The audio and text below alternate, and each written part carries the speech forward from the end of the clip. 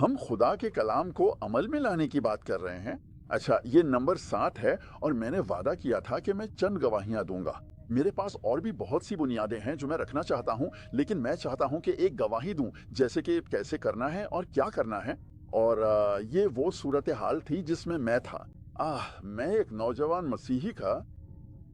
उस वक्त भी मैं एक मुबल्लिग के लिए एक मुहिम के डायरेक्टर के तौर पर काम कर रहा था, और हमने केलोना बीसी में एक मुहिम की, जो एक छोटा सा शहर है, तकरीबन 1 लाख या 1.5 लाख आबादी का।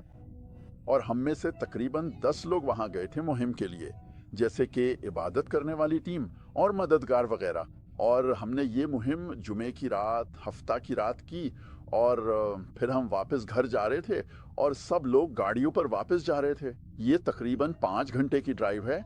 और मेरी बीवी, बेटी और मैं फ़्लाइट से वापस जा रहे थे, क्योंकि मेरी बीवी फ़्लाइट अटेंडेंट है और हमारे पास पासेस थे, और फ़्लाइट बिल्कुल खाली थी। 6 या 7 सीटें दस्तयाब थीं। तो मैंने कहा, ज़बरदस्त, हम फ़्लाइट से घर वापस चलते हैं। तो टीम ने हमें एयरपोर्ट पर छोड़ दिया और फिर किसी तरह फ़्लाइट भर गई और फ़्लाइट में कोई सीट नहीं बची और हर एक बंदा आ गया। और मैं, और वहाँ एक और फ्लाइट थी किसी और कंपनी की।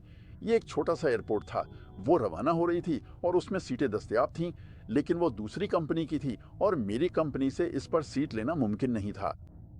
मैं सोच रहा हूँ, अब क्या करूँ, क्या टिकट खरीदना होगा? $900 बनेंगे। मैं ये नहीं चाहता। शायद कार किराए पर लेकर सबको ड्राइव करके ले जाऊं। मैं ये भी नहीं करना चाहता। या अल्लाह, क्या करूं?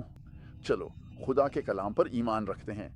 मैं और मेरी बीवी ने मिलकर दुआ की, खुदावंद हमें इस फ्लाइट पर सवार करा के घर पहुंचा दे, यस्सु के नाम पर, आमीन। नामुमकिन। ऐसा लगा जैसे मेरी जेबें खाली हैं या कोई उम्मीद नहीं है। अब मैं क्या करूं?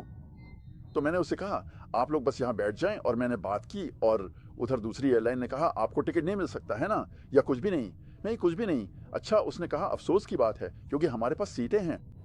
तो सब लोग पहली फ्लाइट में सवार हो गए, सब लोग दूसरी फ्लाइट में भी सवार हो गए, और मैं वहाँ खड़ा और कह रहा हूँ, खुदावन मैं क्या करूँ?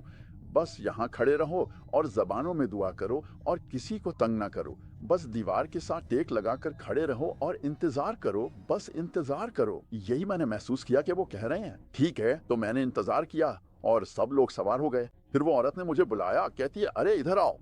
और उसने मुझे 3 टिकट दे दिए। वो कहती है, जहाज पर चढ़ जाओ और क्रिसमस पर मुझे याद रखना। ठीक है। मैंने कहा, क्या? हाँ, उसने मुझे 3 टिकट दे दिए। तो हम दौड़े और जहाज पे चढ़ गए। मैं तो अभी बैठा भी नहीं था कि जहाज रनवे पे चलना शुरू हो गया। मैं बैठ गया और अपनी सीट बेल्ट बांधी। मैं खिड़की से बाहर देख रहा हूँ और मैं हवा में हूँ और सोच रहा हूँ, 45 सेकंड पहले मैं पसीने में शराबूर था और अब अपने खानदान के साथ हवा में हूँ। हम्द है, हम्द है। मैं जरा भी मुबालगा नहीं करना।